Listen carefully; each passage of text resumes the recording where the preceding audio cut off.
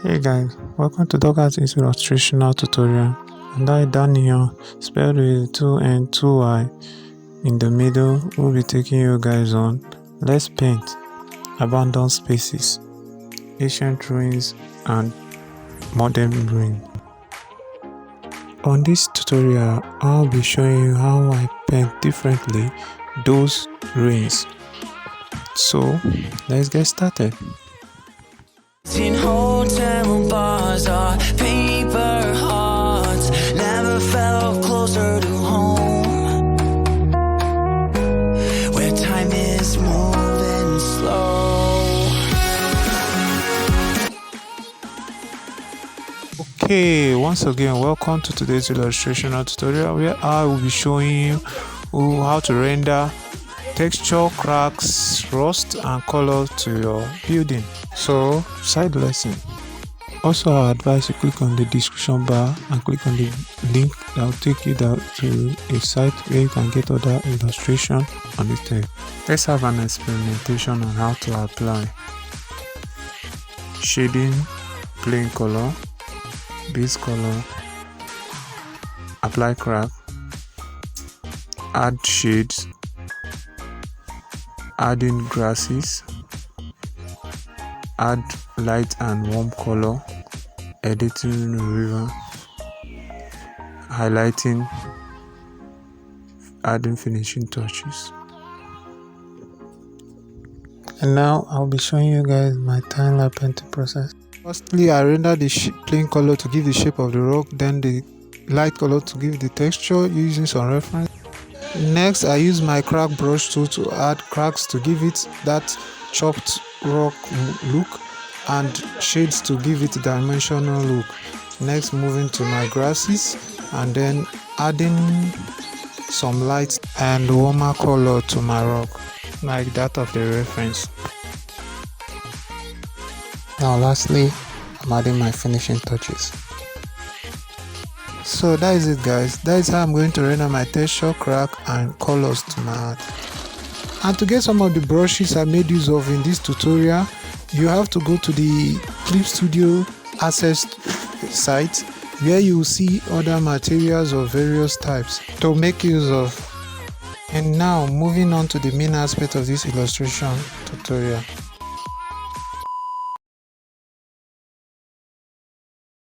How I render my ancient ruins. As we all know, ancient ruins are remnants of buildings which belong in the distant past that have decayed over time, like ancient Rome, ancient Egypt, ancient Inco, ancient Fidel, and Ireland in the Pacific Ocean. But I chose to illustrate using Inco.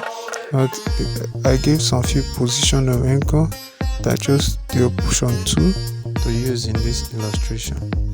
Now we are in the timeline process. I'll be using the method I use in my experimentation on rock to do the walls of these ancient ruins with the texture brush. After I'm through adding my base color, I implement my cracks, add some shadow to give it dimensional look.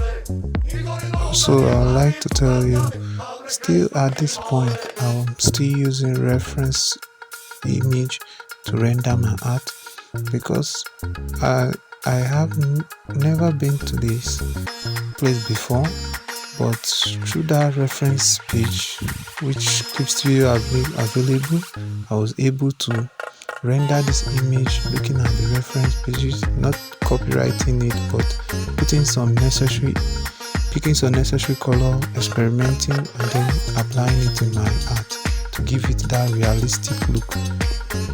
And now at this page I've developed my shadow. Now I'm going to the adding of colors to my midground and I'm setting my settings to overlay to help merging my color with the down layer, which is the multiple layer where I did my shadings.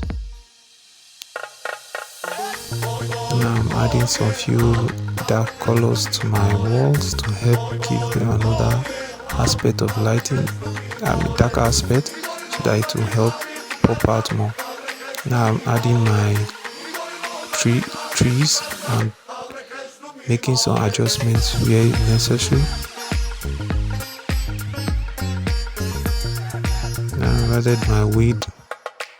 I'm editing some few parts which I've left out as my final touches and adding some few weeds and grasses. I think I'm done with that, and that is how I apply texture, cracks and colors to my building. And the method of coloring I did here is painting from darker color to lighter color. Now moving on to the next aspect. A few moments later. How I do render modern ruins.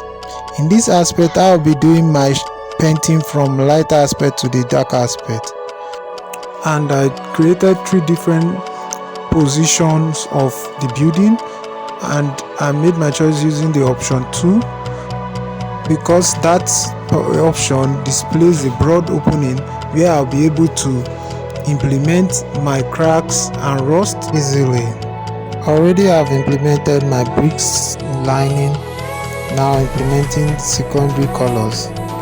And I chose this nature of building because it gives reference to a simple and not complex building, but a building of the modern era.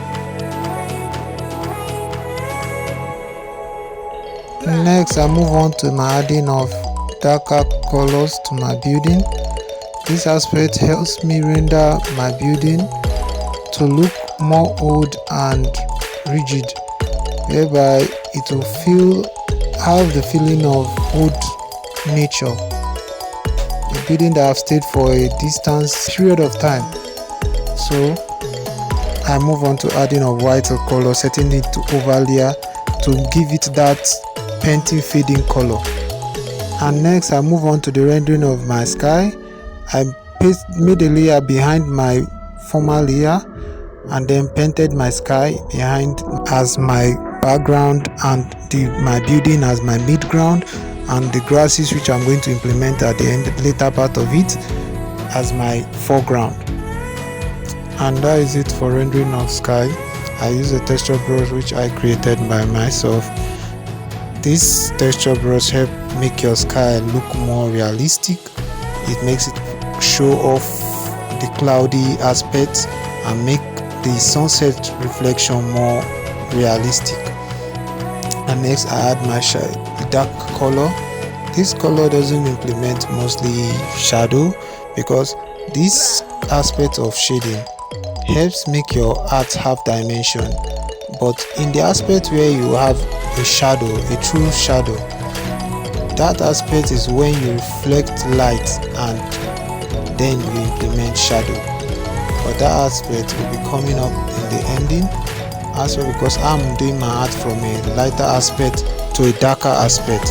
And I would like you to know that after rendering my texture to my iron garage door, as you can see, I've did it in 4 aspects, and those aspects I use multiple setting to apply my texture to the garage door. And next I'm moving on to the adding of my weed, grass and vine on my building and on the ground and on top it.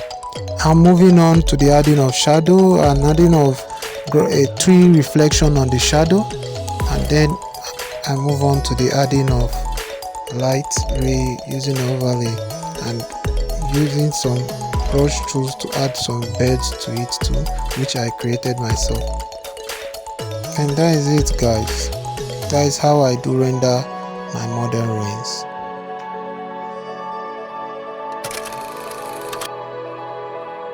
So thank you guys for watching this tutorial to the end. I hope to see you in my next tutorial. Thank you. Click the like and subscription button. Goodbye.